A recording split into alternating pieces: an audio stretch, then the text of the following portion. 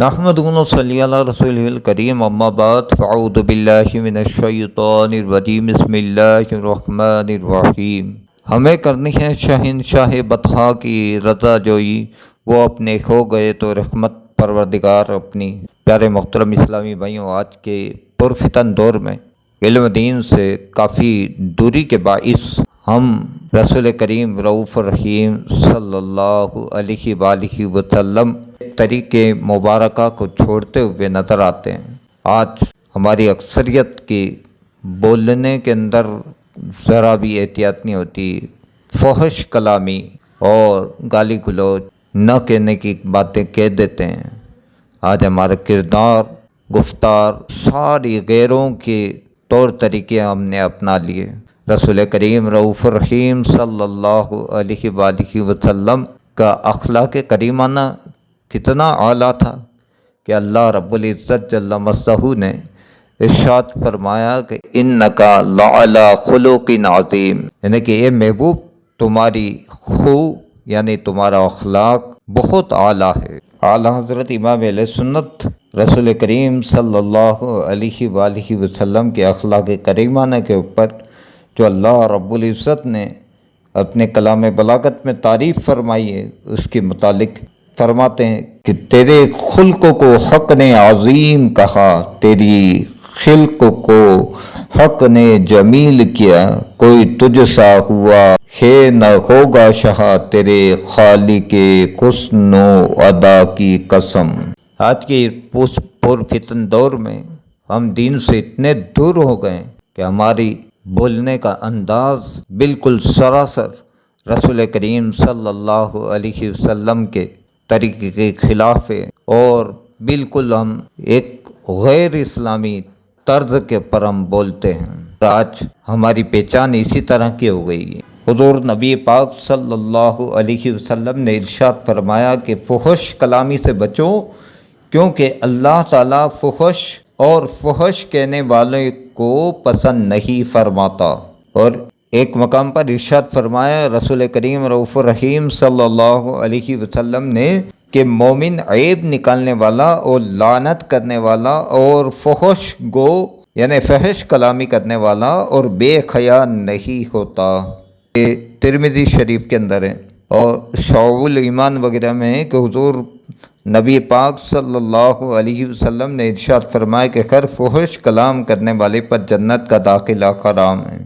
ام المؤمنین عائشہ صدیقہ رضی اللہ تعالیٰ عنہا سے رسول کریم رؤوف الرحیم صلی اللہ علیہ وسلم نے ارشاد فرمایا کہ اے عائشہ، اگر فحش کلامی انسانی شکل میں ہوتی تو برے آدمی کی صورت میں ہوتی۔ فحش کلامی کی تعریف علماء نے یہ بیان کی ہے کہ اس کی حقیقت یہ ہے کہ یہ قبیح امور کو صریح الفاظ میں ذکر کرنا، یعنی فحش گوئی اکثر جیسے جماع یا اس سے متعلق باتوں میں یا کوئی شرم کی ایسی چیز کو کھول کر بیان کرنا، بد کردار اور بد چلن لوگوں کے معاملے میں صریح اور فحش الفاظ جنہیں وہ استعمال کرتے ہیں اور وہ شرم محسوس نہیں کرتے، جبکہ نیک لوگ ان سے بچتے ہیں اور بلکہ بوقت ضرورت کنایتاً اور اشارتاً وہ بات کو سمجھاتے ہیں اور ذکر کرتے ہیں۔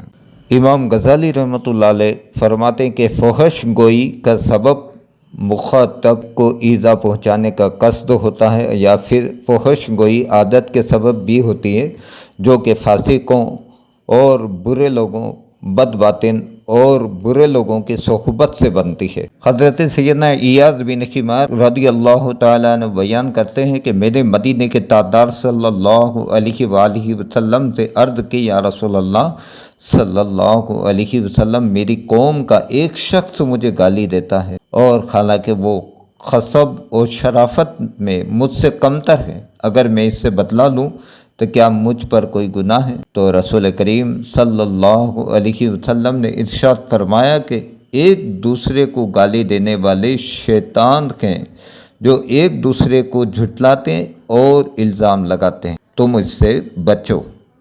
یہ مسند ابی داؤد شریف کے اندر۔ صحیح بخاری شریف میں کہ رسول کریم صلی اللہ علیہ وسلم نے ارشاد فرمایا کہ مومن کو گالی دینا فسق ہے، اور اسلام کے سبب سے جانتے ہوئے کہ یہ مسلمان ہے، اس سے لڑنا کفر ہے۔ اسی طرح سے رسول کریم رؤوف الرحیم صلی اللہ علیہ وسلم نے ارشاد فرمایا کہ ملعون من سب والدہ، یعنی ملعون ہے وہ شخص جو اپنے ماں باپ کو گالی دیتا۔ ایک روایت ہے کہ کبیرہ گناہوں میں سے ایک بڑا گناہ ہے کہ آدمی کا اپنے والدین کو گالی دینا۔ صحابہ کرام علیہ رضوان نے عرض کی، یا رسول اللہ صلی اللہ علیہ وسلم کوئی شخص اپنے والدین کو کیسے گالی دے سکتا ہے؟ ارشاد فرمایا کہ کسی کے ماں باپ کو گالی دینا، وہ اگر گالی دے گا تو ظاہر بات ہے کہ دوسرا بھی گالی دے گا، تو گالی دلوانے کا سبب کون ہوا؟ یہ صحیح مسلم شریف کے اندر رسول کریم رؤوف الرحیم صلی اللہ علیہ وسلم فرمایا کہ لوگ مختلف چیزوں کے سرچشمے ہیں، اور باپ دادا کی عادات اولاد میں ضرور منتقل ہوتی ہے، اور بے ادبی بہت بری عادت کی طرح ہیں شعب الایمان میں۔ اسی طرح سے دیکھا جاتا ہے کہ جس گھر کے اندر دینی ماحول نہیں ہوتا ہے اور نمازوں سے وغیرہ سے سنتوں سے دور ہوتے ہیں اور گالی گلوچ کا ماحول ہوتا ہے، تو ان کی اولاد میں بھی وہی عادات آ جاتی ہے، یہاں تک کہ ان کے گھر کے چھوٹے چھوٹے بچے بھی گالی گلوچ کرتے ہوتے ہیں، اور پھر وہ لوگ خوش ہوتے ہو، بلکہ ان کو چاہیے کہ اپنے بچوں کی وہ کیسی تربیت کر رہے ہیں، اور اچھی تربیت کرنا چاہیے۔ بچہ اگر گالی بکتا ہے تو اس کو تنبیہ کرنا چاہیے کہ یہ بچہ گالی بک رہا، اور اس کو ڈرانا چاہیے، اور اس طرح سے، لیکن اس سے خوش ہوتے ہیں۔ ماں باپ ہی کے عادات اور کردار بچے میں منتقل ہوتی ہے۔ جس گھر کے اندر نمازوں کا اور سنتوں کا ماحول ہوتا ہے اور نعت شریف پڑھنے کا سلسلہ ہوتا ہے، تو بچے بھی پھر اس گھر میں چھوٹے چھوٹے بچے بھی نعت پڑھتے ہوتے ہیں۔ فتاوی رضویہ شریف میں اعلیٰ حضرت امام اہل سنت نے ماں اور باپ پر گالی بکنے کو کفر تک کہا، کہ ماں اور بہن کے اوپر جو گالی بکتے ہیں اس کو کفر تک کہا ہے۔ تو اس سے ہم کو بچنا چاہیے، ہم کیا بول رہے ہیں ہم کو خیال ہی نہیں۔ رسول کریم رؤوف الرحیم صلی اللہ علیہ وسلم نے ارشاد فرمایا کہ فحش کلامی اور گالی دینا یہ اسلام سے ہے ہی نہیں۔ نبی علیہ السلام کا کلمہ پڑھا، انہوں کا کردار کتنا پیارا تھا، صحابہ کرام کا کتنا روشن، اور اہل بیت اطہار اور صحابہ اور تابعین تابعین سب کا، اولیاء کاملین کا کردار کتنا پیارا تھا۔ ان کے زبان سے کبھی برا لفظ نہیں نکلتا تھا۔ نہ جانے ہم کس کے طریقے پر چل رہے ہیں۔ اگر درس قرآن ہم نے بلایا نہ ہوتا، زمانے نے یہ زمانہ دکھایا نہ ہوتا۔ بعض لوگوں کا تکیہ کلام گالی ہوتا ہے، اور بات بات پر ہنسی مذاق میں بھی گالی بکتے رہتے ہیں، اور دن میں ہزاروں گالیاں بک دیتے ہیں۔ کوئی ڈر جانا چاہیے کہ وہ کس طریقے پہ چل رہے ہیں۔ جس نبی علیہ السلام کا کلمہ پڑھا ان کا طریقہ تو نہیں ہے، اور رسول کریم رؤوف الرحیم صلی اللہ علیہ وسلم نے ارشاد فرمایا کہ فحش کلامی اور گالی گلوچ اسلام سے ہے ہی نہیں۔ جو گالی بک رہا ہے وہ خود اس بات کا اعلان کر رہا ہے کہ میں دین کی تعلیم کو نہیں سمجھتا ہوں، میں اسلامی تعلیم سے بہت دور ہوں، بس وہ اس بات کا اعلان کر رہا۔ قرآن کریم کے اندر سورہ حجرات پارہ 26 میں اللہ تعالیٰ ارشاد فرماتا وَلَا تَنَابَذُوا بِالْأَلْقَابِ، اور ایک دوسرے کے برے نام نہ رکھو۔ خزائن العرفان میں صدر الافاضل مولانا نعیم الدین صاحب مراد آبادی رحمۃ اللہ علیہ اس کی تفسیر میں فرماتے ہیں کہ کسی مسلمان کو کتا، گدھا، سور یا ایسے القاب جو اس کو ناگوار ہوں، یا القاب جس سے مسلمان کی برائی نکلتی ہو اور جو اس کو ناگوار گزرتے ہوں، تو یہ القاب سے منع کیا گیا۔ صحیح بخاری کے اندر رسول کریم رؤوف الرحیم صلی اللہ علیہ وآلہ وسلم نے ارشاد فرمایا، جس کا خلاصہ مفہوم ہے کہ جس نے کسی مسلمان کو ایذا دی یعنی تکلیف دی اپنی زبان سے، ہاتھ سے، گویا کہ اس نے مجھے تکلیف دی، یعنی اس نے رسول کریم کو تکلیف دی۔ اور رسول کریم صلی اللہ علیہ وسلم ارشاد فرماتے ہیں کہ جس نے مجھے تکلیف دی اس نے گویا اللہ کو تکلیف دی۔ اللہ کو کون تکلیف دے سکتا ہے، لیکن یہ سمجھانے کے طور پر ارشاد فرمایا۔ اور اللہ تعالیٰ قرآن کریم پارہ 10 سورہ نور میں ارشاد فرماتا ہے والذین یؤذون رسول اللہ لہم عذاب علیم، اور جو رسول اللہ کو ایذا دیتے ہیں ان کے لیے دردناک عذاب ہے۔ بعض لوگوں کی زبان کو ذرا بھی لگام نہیں ہے، وہ کبھی کبھی علماء ربانین کی شان میں بھی گستاخی کر دیتے ہیں، توہین آمیز کلمات کے دیتے علماء کو۔ ایک سست عالم بھی 1000 عابد سے افضل ہے۔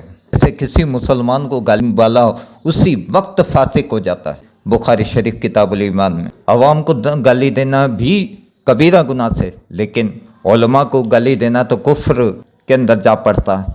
اس طرح سے عوام کی بنسبت علماء کو گالی دینا کفر ہے، جیسا کہ فتاوی رضویہ جلد 23 صفحہ نمبر 714 تا 15 کے اندر ہے امام اہل سنت اعلیٰ حضرت رحمۃ اللہ علیہ فرماتے ہیں کہ عالمان دین کی اہانت یعنی توہین کفر ہے۔